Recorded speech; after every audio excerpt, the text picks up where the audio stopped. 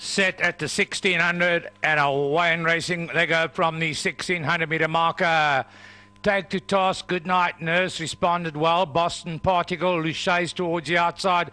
Roman Sylvanus with the black sleeves and the black cap is just one off the panel and about a length and a half off that leader. Captain Quick tracks that one. Then comes a Chew, Woodstock Express, Aldebaran Run, New Deal and Treetop Flyer is the trailer as they race him down towards the 1,000 meters marker. Good Night Nurse, the leader, only just in from towards the outside. Boston Particle. They've been followed by Take to Task. Lucia is behind that one. Then Roman Sylvanus back on the rail. Following that one, we got Captain Quick towards the inside. Aldebaran Run. Then comes Woodstock Express. New Deal is in behind it with Hutchu at the back end of the field.